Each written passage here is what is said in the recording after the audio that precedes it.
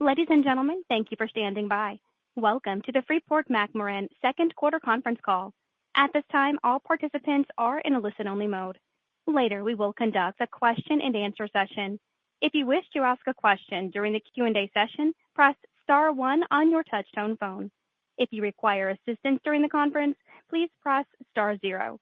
I would now like to turn the conference over to Mr. David Joint, Vice President, Investor Relations. Please go ahead, sir. Good morning, everyone, and welcome to the Freeport conference call. Earlier this morning, FCX reported its second quarter 2025 operating and financial results. A copy of today's release with supplemental schedules and slides is available on our website, fcx.com. Today's conference call is being broadcast live on the internet, and anyone may listen to the call by accessing our website homepage and clicking on the webcast link. In addition to analysts and investors, the financial press has been invited to listen to today's call. A replay of the webcast will be available on our website later today. Before we begin our comments, we'd like to remind everyone that today's press release and certain of our comments on the call include non-GAAP measures and forward-looking statements, and actual results may differ materially. Please refer to the cautionary language included in our press release and slides and to the risk factors described in our SEC filings, all of which are available on our website. Also on the call with me today are Richard Adkerson, Chairman of the Board, Kathleen Quirk, President and Chief Executive Officer, Marie Robertson, Executive Vice President and CFO, and other senior members of our management team. Richard will make some opening remarks. Kathleen and Marie will review our slide materials, and then we'll open up the call for questions. Richard? Thank you, David, and thank you all for joining us. Copper is currently in the spotlight, of course. COMEX prices are hitting all-time highs. LME prices are strong. Uses are growing. Electricity means copper, and the world is increasingly electric. This results in high demand, and the industry continues to be challenged to find the supplies to meet this demand and future demand. Governments are focused on critical minerals, including copper. Our company is strongly positioned. 1/3 of our copper is in the U.S., roughly 1/3 in Indonesia, and 1/3 in Peru and Chile. We are the dominant producer in the U.S., producing over 70% of the country's refined copper. We're fully integrated. We have substantial organic growth to the U.S., and we're committed to that growth. Freeport committed to its strategy to copper over 20 years ago. Our tagline has been foremost in copper, and that's what we're striving to be. The startup of the Indonesian smelter is a big accomplishment. Congratulations to Team Freeport. We will now be effectively fully integrated producer globally. We're pleased to see the trade agreement between Indonesia and the United States, productive discussions with President Prabowo and President Trump. We conveyed to the Indonesian leaders negotiating the deal to note that Freeport, a widely held public company in the U.S. with almost a 60-year history of operating in Indonesia, is the operator of the world's second-largest copper mine located there. Grasberg operations and district is our cornerstone asset, second-largest copper mine in the world. In this most recent quarter, we had a net credit for operating costs of $1 a pound. This asset has enabled us to create the modern Freeport. With the smelter nearing completion, we are progressing our discussions with the Indonesian government about extending our operating rights beyond 2041. Doing so would create great value for FCX shareholders, but it also would be very positive for all stakeholders in the operation. With those comments, I'll turn the call over to Kathleen and Marie and to report on our quarter and our outlook. Great. Thank you, Richard. And I'll cover the highlights of the second quarter starting on page 3. We generated strong margins and cash flows during the quarter and achieved significant milestones on several important initiatives. Our sales of copper and gold were better than forecast, and net unit cash production costs during the quarter of $1.13 per pound were significantly improved from what we guided to and from last year's second quarter. With an average quarter copper realization of over $4.50 per pound, which was about 20 cents per pound above the international benchmark pricing, we generated quarterly EBITDA of $3.2 billion and operating cash flows of $2.2 billion. Our sales volumes exceeded production as we were successful in reducing inventories in Indonesia, both at the mine site and in our newly commissioned precious metals refinery, which performed well during the second quarter. As we look at the balance of the year, we're well positioned for continued strong financial performance. Our sales of copper in the second half are expected to be nearly 10% higher than our first half volumes, and gold sales, after taking into account revisions to our Grasberg gold production, which we'll talk more about, are expected to be similar to the first half levels. The current premium on our U.S. copper sales, which recently tripled from second quarter levels, adds additional margins and cash flows, and as we look ahead to 2026 and 2027, volume growth and lower costs set us up nicely to expand margins and cash flows as we go forward. We achieved a major milestone in the quarter with the startup of our new copper smelter in Indonesia, a project we've been working on for the past 10 years. We started up about a month ahead of schedule and have progressed startup activities to the stage of producing our first cathodes, which we expect by the end of this month. We remain focused on ramping up to reach design capacity by the end of the year. Another real exciting development during the quarter was the start of a field trial at our U.S. Morenci mine using an internally developed leach additive.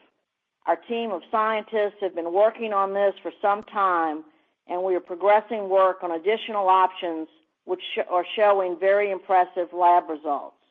There's more work to do, but we're making real progress. Identifying the right additive combined with our precision leaching operating practices will be a big step toward reaching our objective of producing 800 million pounds per annum from this initiative.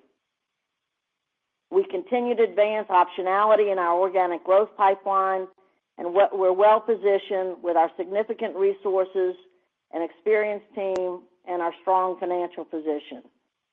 We purchased 1.5 million shares of stock during the second quarter, bringing our first half stock purchases to 2.9 million shares at an average cost of $36.41 per share. And we continue to target 50% of excess cash flow for shareholder returns in line with our financial policy.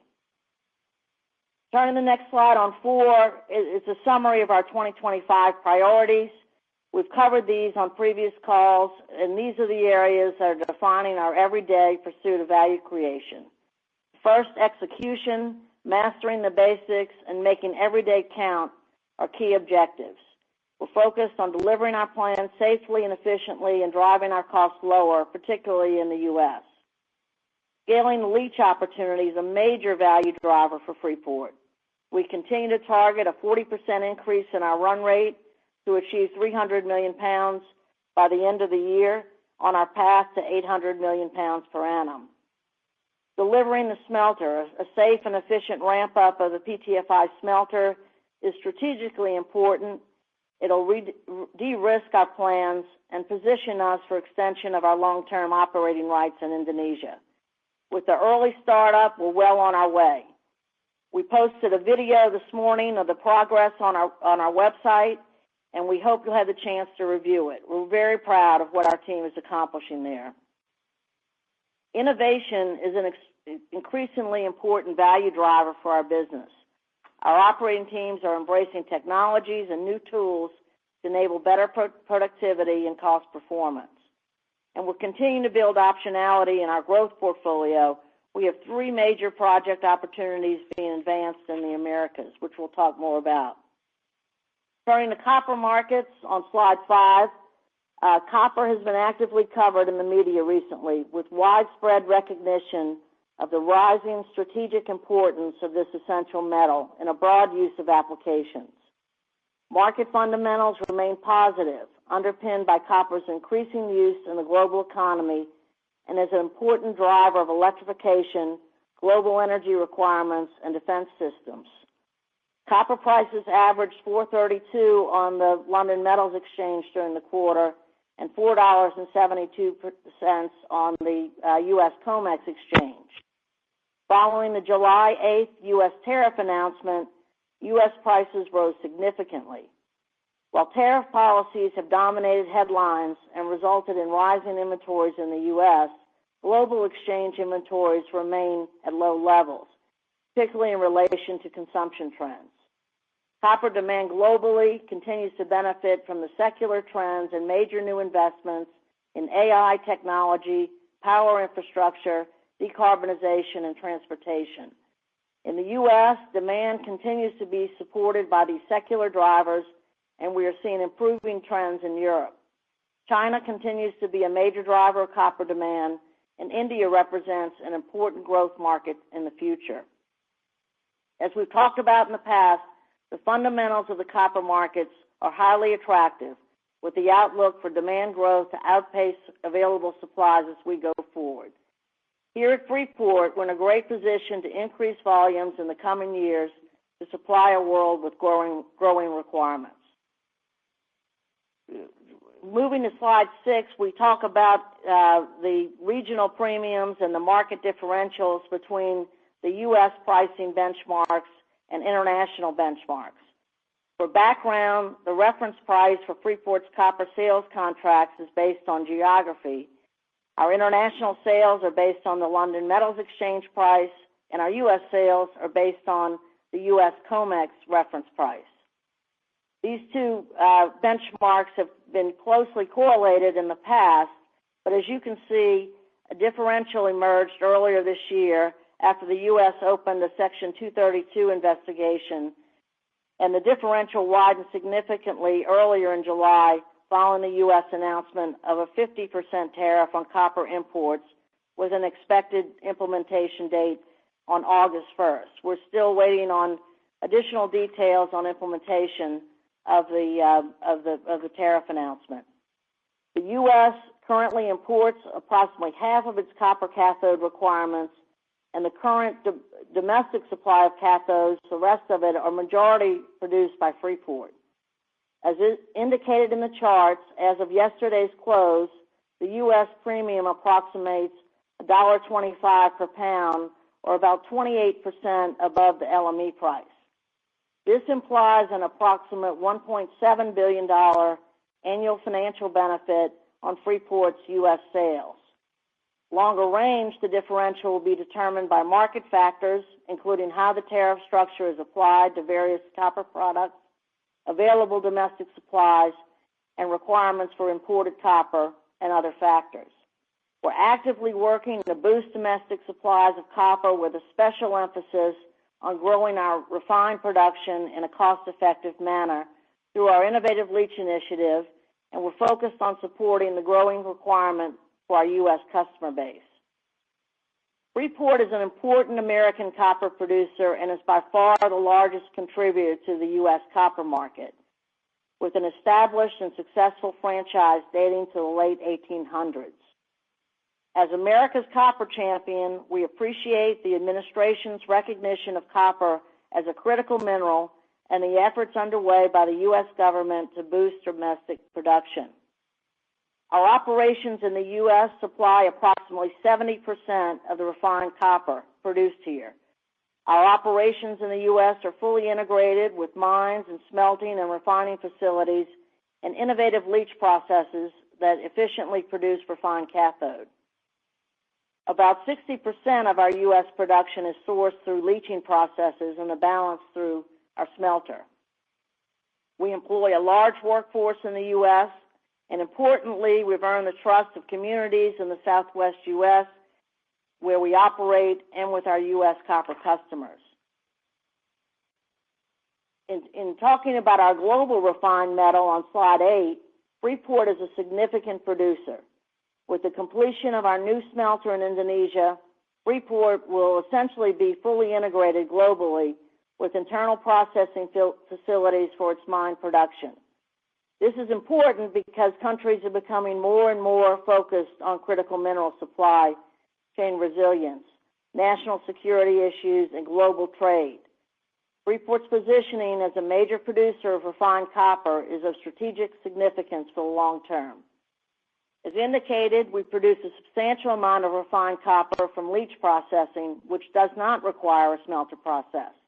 And we're going to continue to pursue innovative opportunities to add refined copper on a cost-effective basis. Moving to operations on slide 9, we'll talk about the operating highlights by geographic region, starting in the U.S., where we continue to drive operating disciplines to enhance efficiencies and improve costs and margins. Making progress as indicated by the improved performance compared with the year-ago quarter.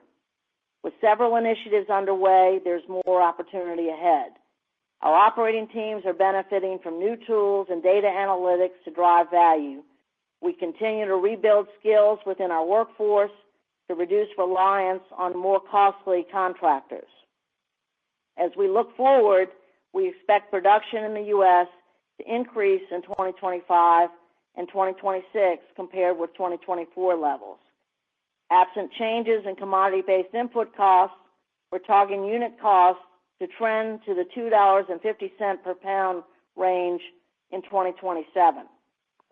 The autonomous haul truck conversion at our Baghdad mine in the U.S. will allow us to test this potential of applying this technology for use at other locations. At Baghdad, we have half of the autonomous trucks in service and expect to complete the balance over the next few months. We have several initiatives in progress to achieve further scaling in our innovative leach program. This is a high priority. Our teams are now much better equipped with new data and analytic tools, expanded areas under leach, and precision leaching processes to achieve higher recoveries in material previously considered waste. Achieving our targeted run rate to 300 million pounds per annum will benefit 2026 production. We are planning projects to use heat in our injection process to further enhance recoveries, and we're advancing internally developed leach additives to provide additional volumes toward our ultimate target of 800 million pounds per annum. As I mentioned, a field trial is underway at Morenci with our first internal generated additive, and we've recently identified a potential second additive with initial lab testing indicating superior performance compared with anything we've seen to date. In addition, we're advancing new technology and automation in our basic mining processes to optimize performance.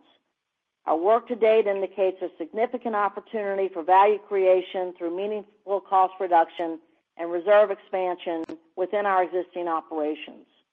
We'll also continue to advocate for U.S. legislation to recognize copper as formally as a critical mineral and eligibility for incentives to promote domestic production. Moving to South America, the team at our Cerro Verde operation posted another solid quarter with volumes and costs in line with our expectations. As anticipated, volumes at Cerro Verde were below the year-ago quarter because of lower ore grades. At El Abra, we have advanced plans to test heated raffinate injections in our leach stockpile there, expected in 2026, and that is targeted to increase copper recovery and metal volumes. We continue to plan for a major expansion at El Abra, which would capitalize on the large resource we have there and bring substantial scale and operating efficiencies to the mine. In Indonesia during the second quarter, copper and gold sales were boosted significantly by a reduction in concentrate and in-process inventory following the mid-March approval of our export permit and good performance at the newly commissioned precious metals refinery, which processed all of the anode slimes produced at PT Smelting during the quarter. Milling rates improved in the second quarter compared with first quarter levels, and that reflected a restart of our SAG 3 mill in the second quarter. In April, we commenced a large planned maintenance project on our SAG 2 mill, which is expected to be completed by the end of the third quarter. This will set us up for return to mill rates in the 220,000 ton per day range in the fourth quarter and beyond. Notably, during the second quarter, net unit cash costs at Grasberg were actually a net credit of 99 cents per pound. As indicated, the smelter startup in the second quarter was a meaningful accomplishment, and we're working to ramp up in the balance of the year. We have revised our near-term outlook for gold to incorporate adjustments to our draw point flow model in the Grasberg block cave. This resulted in an approximate 15% reduction in expected 2025 gold production, but did not significantly impact long-range plans as indicated on the next slide. We provided some information on Grasberg ore grades on slide 10. And for background, the Grasberg block cave is one of 3 currently producing block cave mines in the Grasberg district.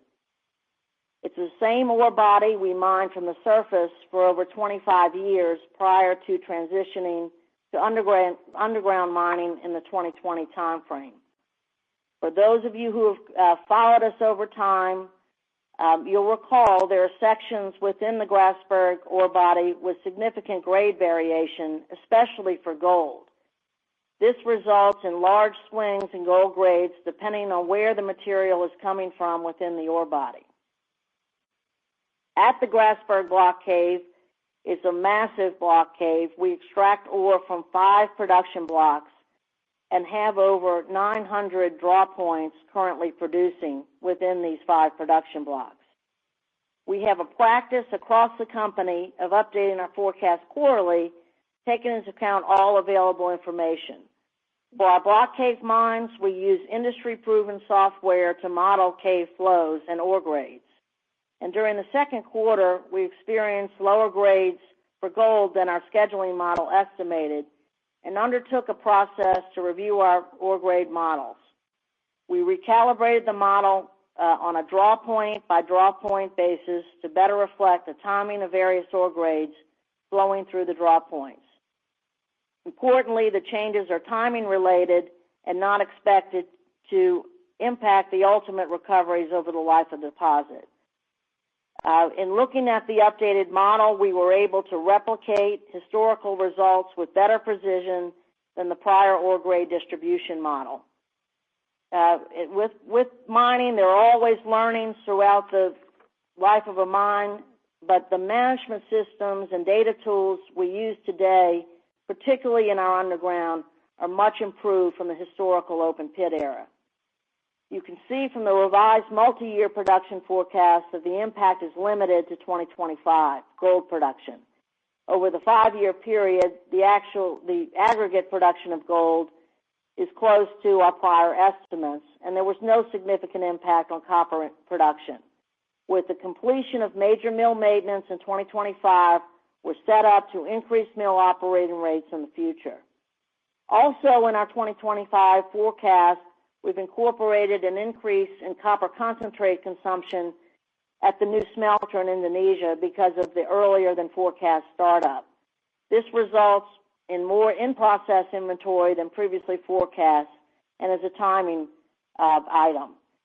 We want to point out that as we transition from an exporter of concentrate to a fully integrated producer in Indonesia, there will be timing differences between production and sales by quarter. The sale of concentrates historically were recognized immediately on loading of ships at our mine site, and with the smelter, sales will be recognized after processing and sale of refined metal. So this is really a timing match between production and sales. As we look forward, and I'm moving now to our project pipeline, it's clear that additional copper supplies are required to support energy infrastructure, new technologies, and more advanced societies. We have an extensive copper resource position and a broad range of projects in various stages of development. These initiatives total 2.5 billion pounds of copper, which can be developed from Freeport's known resources in jurisdictions where we have established history, and experience. Our projects in Indonesia also have the benefit of high gold content that go along with the copper. Because these projects are brownfield in nature, we benefit from leveraging existing infrastructure, our experienced workforces, and relationships with key stakeholders to move more quickly with less risk than a greenfield project. As we mentioned, we're also looking at innovation and really feel this can bring improvements to the capital intensity of developing new projects.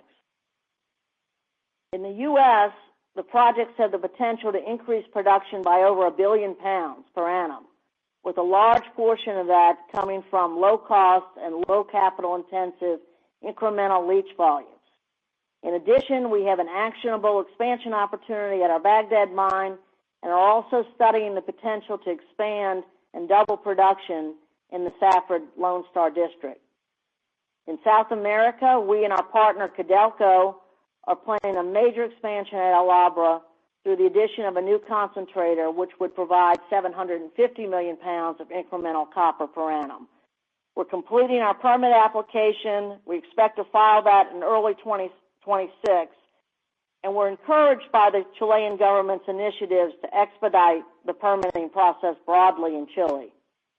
In Indonesia, our Kucing Liar development continues, and we expect to commence production by 2030. We're conducting additional exploration below our deep MLZ ore body and expect that with an extension of our operating rights beyond 2041, we'll be set up for additional long-term development options in the highly attractive Grasberg district.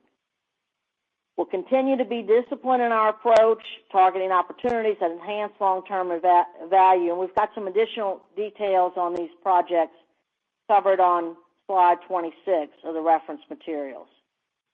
Marie is going to cover our financial outlook on the next few slides, and then we'll open up the call for your questions. Marie? Thanks, Kathleen. Just moving on to slide 12, we show our 3-year outlook for sales volumes of copper, gold, and molybdenum.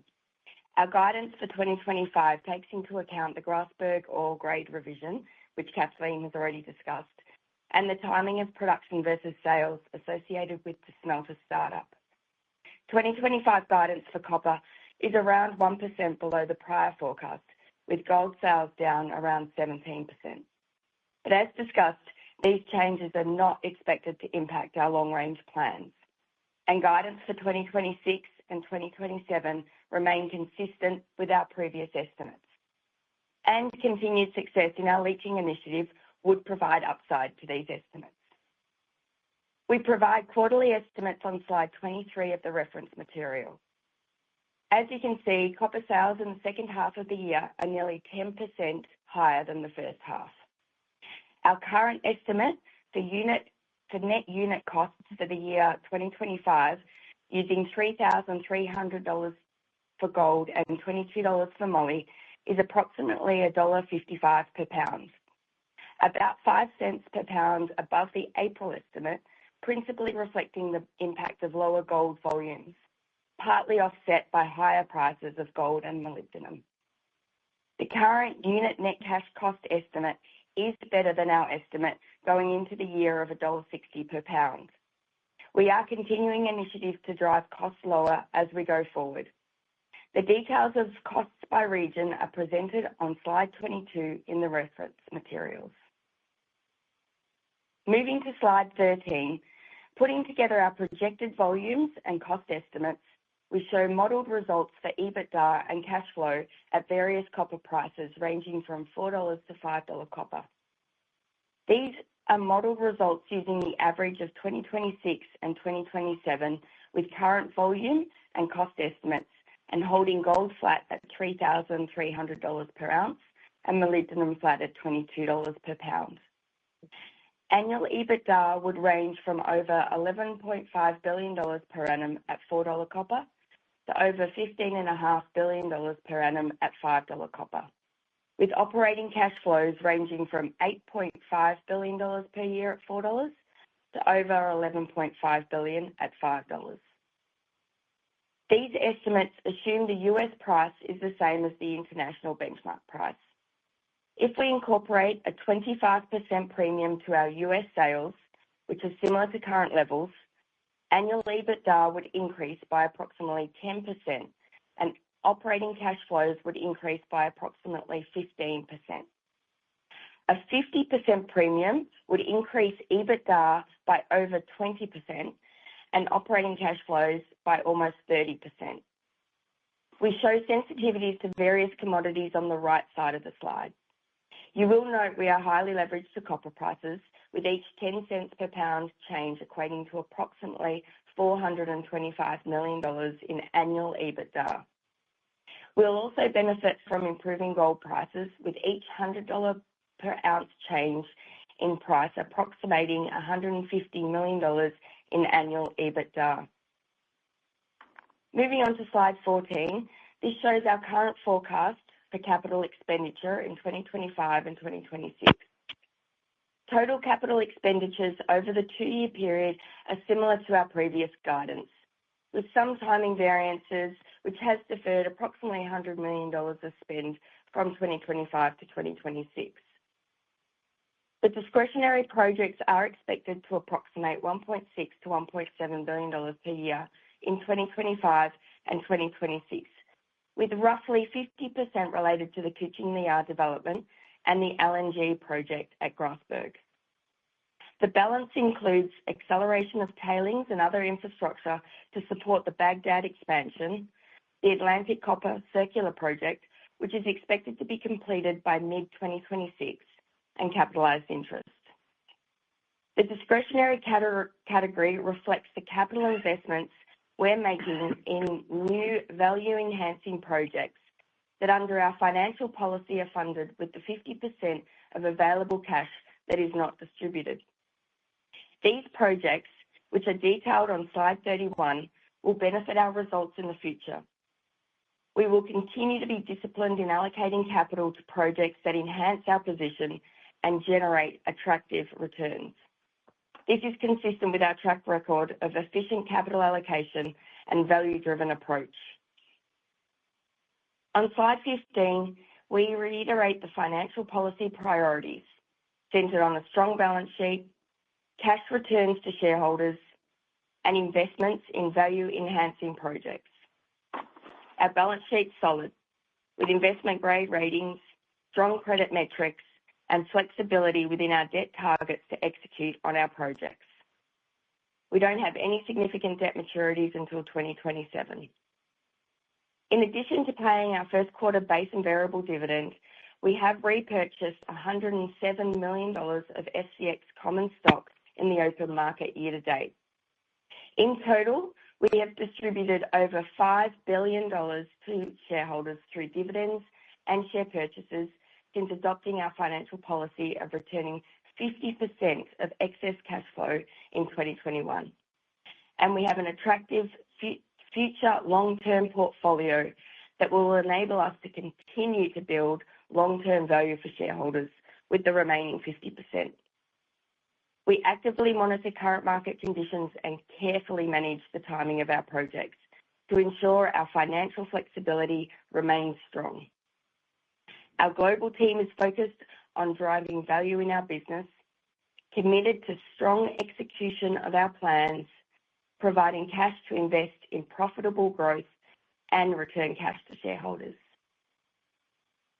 In concluding today's presentation on slide 16, Freeport's large-scale, low-cost, proven producing assets, actionable low-risk growth options, experience and leadership in the global copper industry, as well as our advantageous US footprint, provide a strong foundation for the future. Thanks for your attention, and we'll now take your questions. Ladies and gentlemen, we will now begin the question and answer session. If you wish to ask a question, press star 1 on your touch-tone phone. If your question has been answered or you wish to remove yourself from the queue, please press star 1 a second time. If you are using a speakerphone, please pick up your handset before pressing the numbers. We ask that you limit your questions to 1. If you have additional questions, please return to the queue. One moment, please, for our first question. Our first question comes from the line of Bill Peterson with JP Morgan. Please go ahead. Good morning, Bill. Yeah, hi. Yeah, hi. Good morning, Kathleen and team, for taking the question. I wanted to ask about the mine plan change. And it sounds like you look at this on a quarterly basis, but trying to get a sense for, I guess, what's changed now. Is it something you had seen earlier, but felt you needed more data to, I guess, change the plan, and just anything else that went into, basically the modeling update and in plan? Yeah. Thanks for the question. And Mark Johnson is here on the call if we need to fill in anything. But we update our quarterly forecast, as I mentioned. We update our multi-year forecast every quarter. In Grasberg, we go through a process for each of the ore bodies and look at what the expected rates are. In determining the grades, we use an established software package that the industry uses for modeling block caves. And we did detect, starting in the first half of the year, some differentials between what we were actually getting out of the recovery of ore grades versus what the model suggested. Historically, it's been pretty close match. We did recalibrate it once before at the end of 2023. It didn't have material impacts, but we took on a process to look at the various settings within the scheduling model, and were able to develop a update to the calibration that replicated very, very closely the match that we've historically were realizing. And so we have updated that. You need to consider just the background of the variation of grade within this ore body. And we have 900 draw points that we're collecting ore through, and there could be changes in the timing of how that ore flows through the draw points, from which sections it's coming from, particularly below the pit, where you remember our in the open pit area, we had a very high grade core of gold at the bottom of the pit. So the interplay of the flows, where it's moving, is really just a timing of figuring out scheduling of how that will roll through our grades. And we were very close when we recalibrated the model over the long term, but it did have this short term impact. So I don't know, Mark, if you want to add any perspectives to those comments. No, I think, well, you handled it very well, Kathleen. One thing I just might want to mention is what we're seeing is that as we start mining from a draw point, we're very confident because the material is just directly above the area that we're mining. As we continue to pull through this column of rock, some of it is up to 500 meters above us. This estimation becomes a bit more complex. Not all the material makes its way through that column at an equal rate. The smaller material tends to work its way through the column of rock quicker. And then also we have material that shifts laterally and can end up in other draw points. So it becomes a bit more of a big mixing as you get further up. And as Kathleen mentioned, the team that we have on this, the tools that we use are world-class. And really, we didn't see much variability at all on the copper. It's much more stable in the grades. But the gold can shift in value quite dramatically over a relatively short distance, same as it was in the open pit. But in the open pit, we knew exactly that volume of material that we were mining at any given point. And as I mentioned in the block cave, that becomes a bit more of a complex estimating of how that material will work its way from the higher areas of the block cave down into these draw points. Thank you, Mark. Thanks, Mark. Thanks, Mark and Kathleen. Our next question comes from the line of Katja Jancic with BMO. Please go ahead. Hi, thank you for taking my questions. Maybe, Kathleen, you mentioned you continue to expect costs in North America to decline over the next 2 years. But if I'm not mistaken, that doesn't incorporate expectation for the impact from tariffs. Can you maybe talk a bit about how could tariffs impact that outlook? We're monitoring very closely the impact of tariffs. In terms of what Freeport brings in as the importer of record, it's not a significant impact so far. The bigger impact that we're working with our suppliers on is what they are seeing and what various inputs they have into their costs. And so we're working very closely to monitor that. We've got a task force set up to monitor it so that we don't have suppliers that are just trying to use the opportunity to pass along price increases, but we're really getting down into the data to understand what it could mean. The tariffs to date, and I know there's some negotiations that are ongoing, but we're currently estimating potential to have a 5% impact on our costs. But that's something we're monitoring. We're going to look for ways to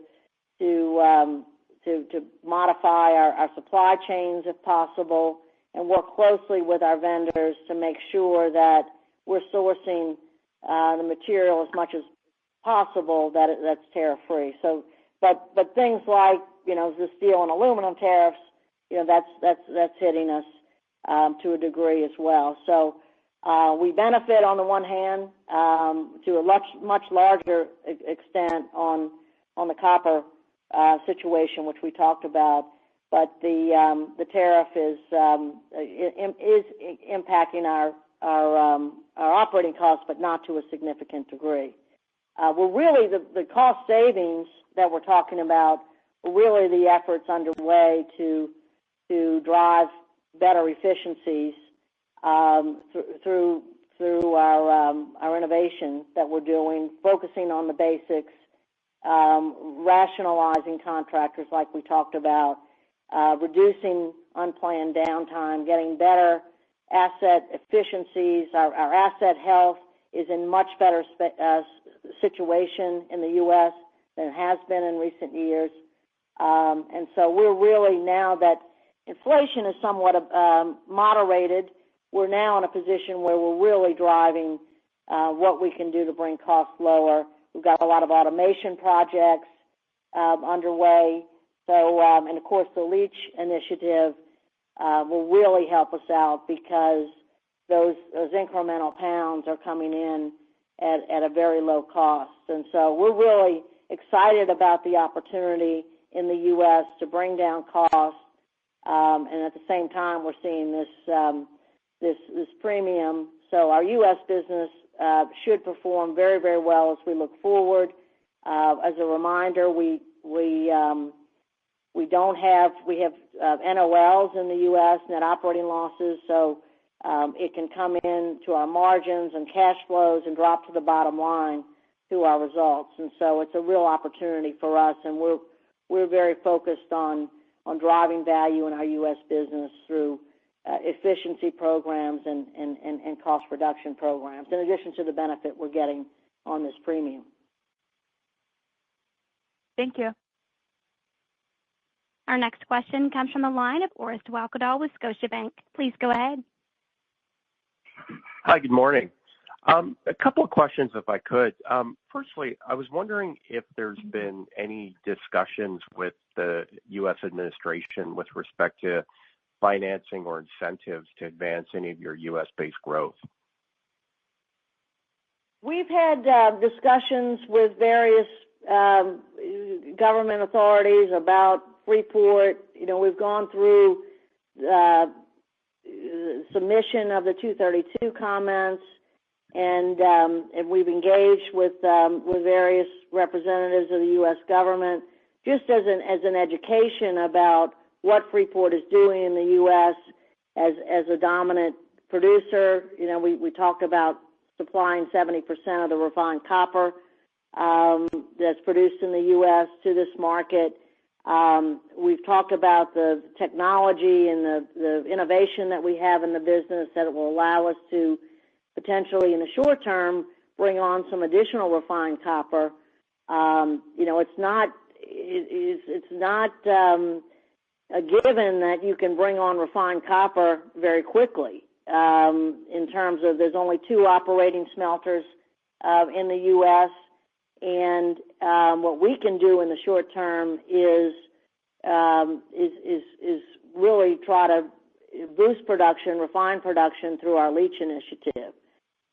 We've talked with the U.S. about the IRA benefits that, being a critical mineral, you have a 10% production credit. Copper is not currently on that list, and we're working to try to get copper on that list. We know with the recent legislation, some of the IRA benefits are being phased out. But really what we are hoping to accomplish, we're very happy about, the attention to permitting reforms, but we're hoping to accomplish incentives that would be long-term in nature and really could boost U.S. refined production. So we're educating. It's a two-way conversation. Richard's been involved in various discussions as well, and so we're in a good position on this. Our Baghdad expansion is actionable. We're wanting to get our autonomous truck conversion completed. We want to understand how this tariff situation will be implemented, et cetera. But in the near term, we're really looking at our leach initiative as an opportunity to grow refined production in the U.S. And just as a quick follow-up, do you see any opportunity for potential tariff exemptions on your refined copper coming from either Atlantic Copper or Indonesia into the U.S.? We don't know. We're waiting on the details of the implementation to be released. We're not aware of any exemptions at this point. Okay. Thank you. Your next question comes from the line of Alan Spence from BNP Paribas. Your line is open. Good morning, and thank you. Indonesia has 27 cents per pound related to treatment charges in cash cost guidance for 2025. Into next year with Manyar up and running, what do you think your internal cost to operate that smelter would be on a cents per pound basis? So they're going to be in different categories in terms of where the impacts of the smelter will be. The operating cost of the smelter, the new smelter, is somewhere on the order of 27 cents a pound. That doesn't take into account the additional revenues that we get from getting, essentially when you sell concentrate to a smelter, the smelter takes a percentage of the metal that you're selling them. So that'll show up in revenue, something on the order of 2.5% of the revenues of the additional volumes will show up in our revenues. But net cost will be credited. Essentially, when you look at the impact of the smelter, you're looking at something on the order of 15 or 16 cents net when you consider the revenue impact. And then, of course, the export duty will go away, which was, something on the order of 30 cents or more in the second quarter. So it should, at the end of the day, benefit our margins. Thank you very much. Your next question comes from the line of Lawson Winder from BofA Securities. Your line is open. Thank you very much, operator. Good morning, Richard, Kathleen, and Marie, and thank you for the update. I wanted to just follow up on the Indonesian question there about potentially sending refined copper from Grasberg to the U.S. So just looking at the two agreements or the agreement as we know it is today, and then looking at what the import tariffs are as proposed, so 50% versus 19%. I mean, is there any thought internally for the potential just to ship refined copper from Indonesia to the U.S. and take advantage of that spread, assuming these agreements and the Section 232 tariffs are finalized as proposed? Historically, Indonesia has not shipped copper with any significance to the U.S. We've been a concentrate producer mostly historically, although we've had the existing smelter at PT Smelting. But historically, the copper produced has been shipped out as concentrate or domestically consumed or consumed within Southeast Asia. We'll look at whatever makes sense in the future as to where it makes the most sense to sell the cathode coming out of our new smelter. The logical places in the near term will be continue to sell in Asia, but we'll look at what makes the most sense. The point is that as the U.S. is looking at its strategic interest in critical minerals, having a U.S. company with a significant ownership of this operation in Indonesia and management over it, it gives the U.S. essentially a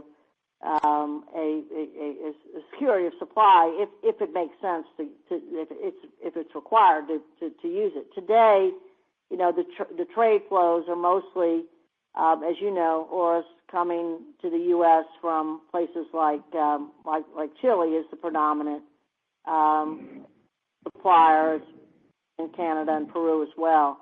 And so we'll have to just look to see how all this unfolds and what makes the most sense for trade flows. Yeah, thanks so much for that color. And then just a sort of follow up on that concept in terms of refined copper within the United States. Have you given any thought to whether, if Freeport were to build a smelter in the U.S., whether a brownfield expansion at Miami would make more sense, or would it possibly make more sense to build a greenfield smelter? Thank you. Yeah, we're doing some work, and we have been doing some work even before this on whether there's an opportunity on a cost-effective basis to expand the Miami Arizona smelter, and so we're continuing to study that, as well as is there an opportunity potentially to recover some additional scrap, use our infrastructure in the U.S. to do that. That's been very, very limited historically, and we'll look at whether there's an opportunity to do it in the future. But so we're looking at an expansion of Miami. The smelter in the U.S. is a greenfield would be very challenging. I mentioned the in terms of time frame. I mentioned the Indonesia smelter. We were working on that. It feels like a lifetime, but we've been working on it for 10 years in terms of identifying a site, to location for it, going through all that needed. And Indonesia really wanted to fast track it, but it takes a long time to go through and find the proper site, and go through the permitting process, engineering, all those things. But we do have the existing infrastructure here in the U.S. and Arizona, and we'll look to whether it would make sense to expand it. I want to emphasize, though, the real opportunity for us in the near term to get more refined metal in the U.S. is, continued success with our leach program. And I mentioned the additive trial we're doing. We're making some progress on additional additives. That combined with our precision leaching processes, as well as we're going to introduce heated raffinate into the solutions that we're injecting into the stockpiles. So we're working on those things, and that can happen more quickly than trying to develop a more costly greenfield smelter. Thanks very much, Kathleen. Appreciate it. Our next question comes from the line of Liam Fitzpatrick with Deutsche Bank. Please go ahead. Good morning, Kathleen and team. First one on the buyback. It was still very modest in Q2 in terms of the pace of buyback, and despite net debt being well below your target now. Can you just outline what's holding you back at the moment in terms of increasing the pace of share repurchases? And if I can, one quick follow-up on Indonesia. I know you've said the 2026 guidance on copper and gold is unchanged, but given the variability you're experiencing, what level of confidence do you have, or can you really have in that medium-term gold guidance? Thank you. On the first question regarding the buyback, we are applying our financial policy, which is, to distribute through dividends and share buybacks 50% of our available cash flows, and that's about where we are through the program, about at 50%. Now, we've just seen this change on the U.S. premium. It tripled from the second quarter. So, should it continue to be significant as it is today, that will provide more cash flow for shareholder returns under the policy. And with respect to being below our net debt target, you'll recall that half was for the shareholder returns and half was for balance sheet or profitable growth.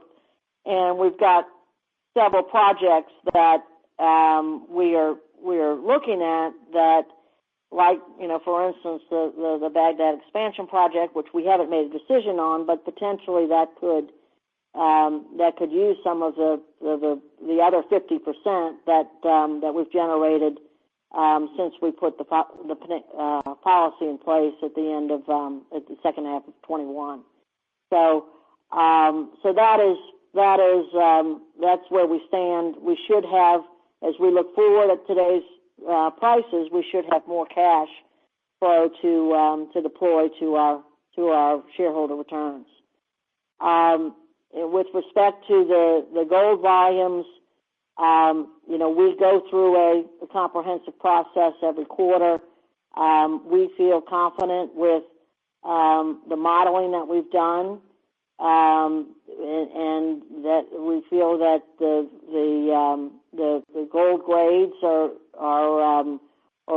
there, and so we'll just keep working as much as we can to get our rates up. We were impacted in the first half by two major projects, maintenance projects. The one of the concentrators was down for the first quarter in Indonesia, and the second one is down now. But those are the maintenance will be completed at the end of the third quarter, and we'll be able to increase our mill rates and keep the mine rates going. So we feel confident in using the best information we have today. Mining is does have risks, as you know well, but we're working hard with the data we have, and you can look at our historical performance, and I think we've done pretty well when it comes to to executing on and keeping our information up to date so that we don't have surprises. The other area that's real important for us is getting the smelter up and running. In the fourth quarter, we expect to not be exporting concentrates in the U.S. Our plan does not assume any exports in the fourth quarter, and all of it will be coming from the new smelter. And so we're real focused on making sure that we get that smelter up and running, and things are going well so far. But the nature of these smelters is such that you do have issues from time to time. We've incorporated the ramp up curve in our estimates, but we're going to work hard to execute on these plans as we've done in the past. Okay, got it. Thank you. Our next question comes from the line of Carlos de Alba with Morgan Stanley. Please go ahead. Yeah, thank you. Good morning, everyone. So just coming back to the discussion of the smelting, Kathleen, what can the potential Miami expansion accommodate the increased concentrate from Baghdad and the concentrate portion of Lone Star expansions when it comes, or if not, then what would be Freeport's options to handle those additional concentrates when they come? Yeah. So with respect to the Miami expansion, we've been looking at something on the order of 30% increase to the current concentrate treatment. Miami, by the way, the Miami smelter is performing very well, and that team has been very helpful. That and the Atlantic Copper team both have been very helpful with our new smelter in Indonesia and helping our team there to achieve the ramp up. But we've been looking at something on the order of 30%. Interestingly enough, on the Lone Star project, it will be, kind of like over time, kind of like a Morenci, where you have a significant portion coming from of the production coming from the leach volume. So depending on how we do with our leach additive, we may have the option to send more to leach production as opposed to concentrating. But we do have at the Lone Star project, we do have a part of a deposit that has both copper and gold in the grade, and so that will likely require a concentrator. But we're in a great position, Carlos, with this focus on getting refined production. We're in a great position with the smelters we have today to leverage those, and also with this leach processing, where Freeport has a very significant experience in that. So we're in a good position. It's not easy, looking at the future of how to bring in more refined copper, but we're pleased with the portfolio we have that allows us to leverage it more quickly. No, definitely the optionality that you have is quite unique here in the U.S. I wonder if, as part of your discussions with the U.S. administration, have you talked about the challenges of bringing smelting capacity in the U.S.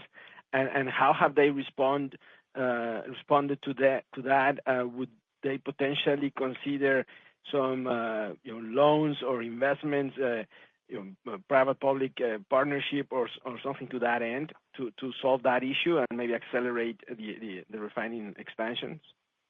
We have not gotten into that level of discussion with the government. There is a desire to see more refined copper being produced in the U.S., but we have not gotten into any discussions about greenfield. We've really just emphasized what Freeport's doing in the near term through our Leach Innovation Initiative, and what we're doing to advance our Baghdad project as well.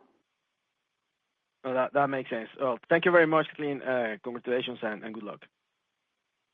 Thanks, Carlos. Our next question comes from the line of Daniel Major with UBS. Please go ahead. Hi, Kathleen, and thanks for the questions. Just to follow up on the smelter, Indonesia smelter and the sales destinations for those volumes. You mentioned the possibility of selling to the US in an environment where there was a preferential tariff kind of regime. Can you make any comments on whether any of the volumes are contractually committed from either the existing or the new smelter over the next 12 months that would prevent you from selling to the US? I just want to come back. I'm not sure that you've characterized exactly what we're saying about Indonesia. In the near term, our plans are based on selling our copper cathode that will be produced. We've been working on marketing plans, and our near-term plans is that will be sold in Asia. We have flexibility. We don't have long-term contracts locked up. We do have flexibility to send it to the place that makes the most sense. I mentioned that the trade flows currently are advantage, logistically advantage selling it in Asia. We're very what's happening in Indonesia with respect to domestic production. There's a real desire in Indonesia to bring up its domestic consumption of copper, and there's actually been some infrastructure developed by other companies near our operating site. So we'll sell domestically and then look to where the best market is to sell. But we're not locked up long term. Okay, that's clear. Thanks. Just one other couple of modeling questions, if I may. Could you give us any guidance around working capital for the Q3, given the changes in shipment timings out of Indonesia? Yeah, we do have some working capital requirements in the third quarter, but that's expected to turn in the fourth quarter. For the year, we've had a use of working capital so far this year, but for the year, we're not expecting any kind of material working capital requirements for 2025. Okay, thanks so much. Our next question comes from the line of Chris LaFemina with Jefferies. Please go ahead. Hi, Kathleen. Hi, Richard and Marie. Thanks for taking my question. So basically, I want to ask about the market. So we have COMEX prices up more than 40% year to date. I'm not sure we've ever had the price rally this much in such a short period of time from a pretty high starting point. And, U.S. industrial economy isn't exactly firing on all cylinders right now. So I'm wondering, demand implications of this massive price spike in the U.S. And even globally with LME prices rising as well. Do you think these price increases can be tolerated? Demand is inelastic enough that this isn't really going to be affected by higher prices, or are we getting to a point now with COMEX approaching $6 a pound that you could see real negative implications on demand? Thank you, Chris. It's an interesting question. When we look at the demand drivers for copper and the secular trends, we see continued strong demand. What we do see from time to time, and we saw it, last year in China, and you may see some of it going on in the U.S., is when prices move rapidly in a short period of time. Some customers will try to figure out if it's real, before they buy, and people are trying to understand what the implications of this tariff are, and the details haven't been released yet. But underlying, the what's going on with you hear about it every day, the the AI data centers, the need for more energy infrastructure, more power generation. The underlying trends are significant. Copper within big projects doesn't end up being the biggest item, and so people need it, and it's a metal that is the best metal when it comes to conducting electricity. I can't give you a precise answer about whether there'll be any short-term impacts from it, but I think the long-term trends are positive in terms of needing copper to fulfill what we're trying to do from a technology standpoint and overall energy infrastructure standpoint. Richard and Steve Higgins is on as well. Richard, I don't know if you want to add anything, or Steve, to what I said.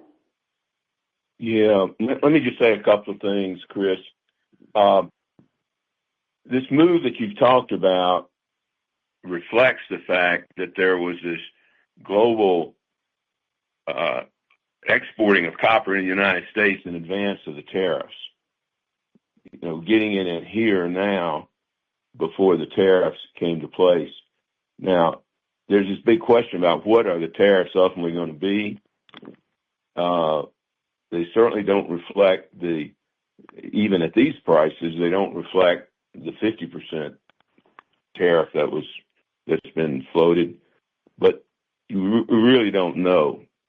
And so once the tariffs are announced, then there will be an adjustment in flows, and there will be, potentially benefit on LME prices. Ultimately, it's going to be global supply demand that will end up driving it. And then whatever tariffs are there, how they're absorbed, where they're absorbed in the U.S. marketplace. Copper is just so difficult to replace for its fundamental uses because of its inherent qualities. So it's not like, and there'll be pushes as prices rise to find ways to substitute copper, to thrift it, and so forth.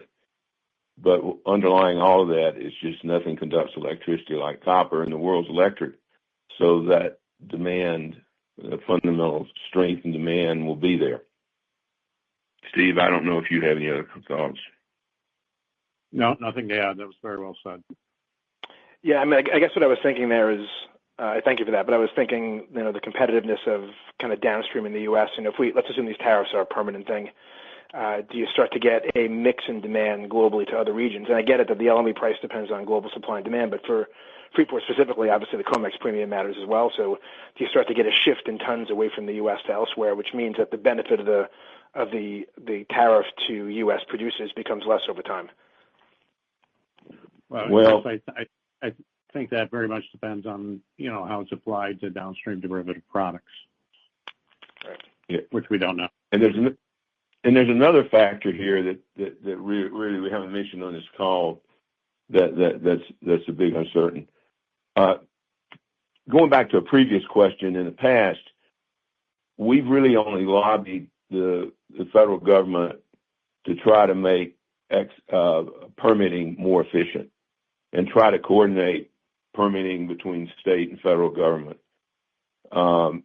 Today, we're encouraging the government, not lobbying because we can't lobby, but encouraging the government to reach deal with our international partners that are favorable to both companies, both countries, and trying to educate people. I'm sure you all watch news commentators, and you hear things that sometimes is just astounding, like people wanting to open up of these old smelters, reopening the old smelters. They don't realize they're gone. The smelters that were once there are no longer here. And to try to build a new smelter in today's world where you have, zero or negative TCs and RCs is a tough deal. Now, they have not raised the idea of government subsidies and so forth. We've been trying, as Kathleen said, to get this production credit applied to copper, but that's a challenge. The thing that's the overhanging this that we're looking into more is the impact of scrap in the U.S. There's primary scrap and secondary scrap, and the U.S. over time had closed its secondary scrap processors because of the environmental issues and cost issues associated with it.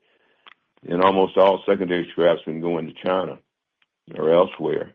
Now there's been some new secondary scrap facilities opened up, and that's the potential source of U.S. Refined supply. But it's complicated as well for the reasons I just mentioned.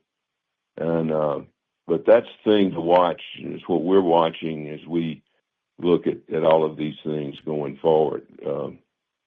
It's just a complicated, foggy world, and we just all have to focus on doing it. And listen, I'm real proud of what our team is doing. I mean, we've been through history at Freeport of having to dig our way out of some real tough problems over the years.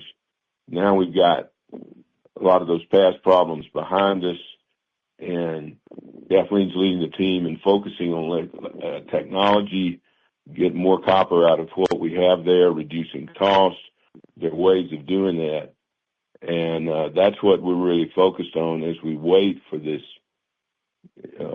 political situation to clear and to see where we're going from here. Great, thank you. Our next question comes from the line of John Tumazos with John Tumazos Very Independent Research. Please go ahead. Thank you very much. Could you explain some of the hurdles in engineering the Baghdad expansion? Clearly, you've been mining a long time. You know about the reliability of the ore grades, the comminution character. And explain just how it takes a year or so to get the definitive fees.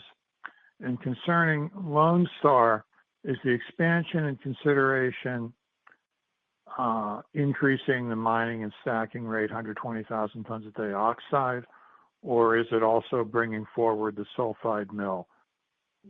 Just looking forward to all the good progress.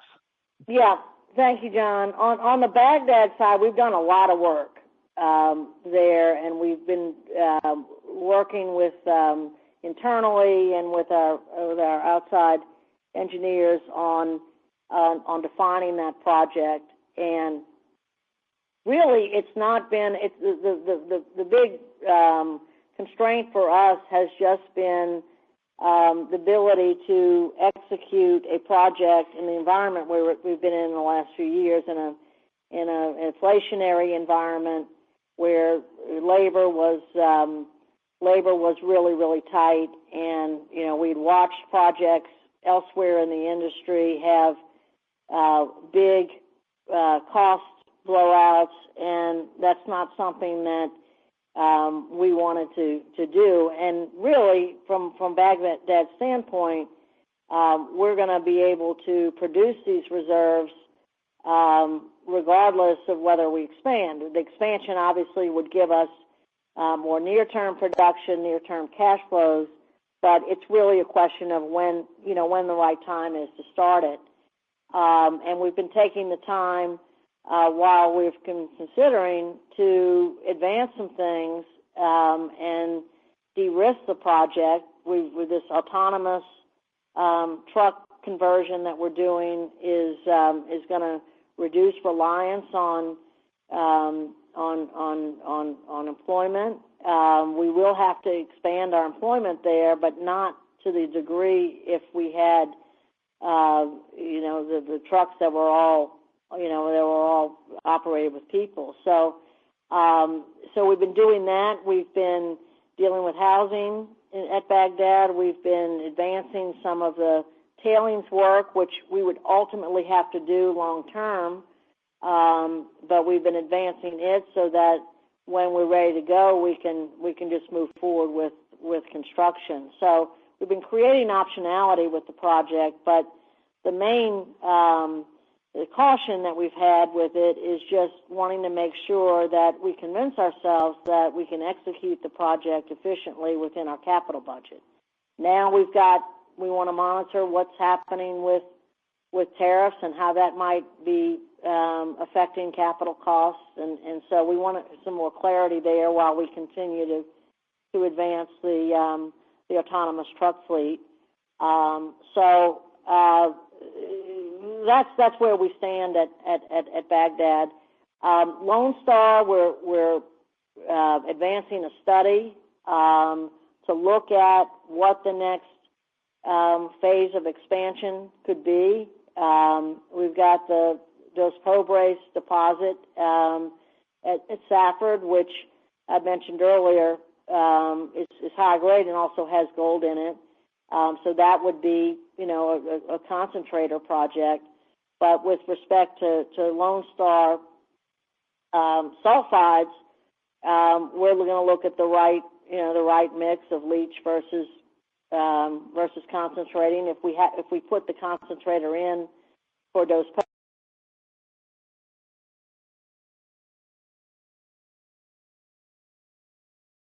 the mill, but the vision, big picture vision, this is an enormous resource in this district. Big picture vision is to have a cornerstone asset like Morenci that'll be a leach and concentrate producer of scale over a very long period of time. Lone Star was the last, big mine Safford Lone Star was the last big mine that was done in the U.S. We brought it online in the 2007, 2008 time frame, and we've expanded it since then. So it's for U.S. mines, it's relatively new, even though that was some time ago. So we're really excited about the potential there, and we want to get this study done to really define what the flow sheet will look like. Thank you very much. Our final question will come from the line of Brian MacArthur with Raymond James. Please go ahead. Good morning, and thank you for taking my question. Can I just go back to Grasberg to make sure I understand this? You sort of lost 200,000 ounces over your 5-year plan, and again, that sounds to me it's just different flow-through draw points. But if I look past the 5 years, is there anything different I should worry about there? And is there anything you've learned through these whole process that would change your thinking on KL, just given it is a lot higher gold grade going forward? Thanks. Yeah. Nothing has changed with respect to our long-range Grasberg Block Cave plans. We are, to your point about KL, looking at, what is the best NPV when we're developing KL, but what's the best NPV? And we always look at the interplay between the grades coming from various ore bodies that could maximize the net present value. So we'll have that opportunity. The development of Kucing Liar adds, additional optionality within the portfolio. And you've pointed out we've got high grades there, both copper and gold. Currently, the recovery assumptions in our reserves are lower than what we're getting in the mill recoveries, what we're getting in Grasberg Block Cave, but that's a real opportunity for us. So, but you're right to point that out, Brian, and we'll constantly be looking at what the right sequencing is between these ore bodies. And with a 2041 extension, it's going to open up a whole lot of opportunity for us to recover more than we could have otherwise. So we're very excited about the long range at what we can do there. And sorry, you actually went to my second question there. As you pointed out, I mean, the recoveries at KL and the metallurgy was different, was an awful lot lower in the gold. Would you, from what you see now, do you think you're going to be able to get up to the current recoveries you see at GBC, or because obviously you said that's a pretty big opportunity? Yeah, we have not yet. I mean, we've been able to make some changes over time and have brought the recoveries up, but that's still an opportunity for us.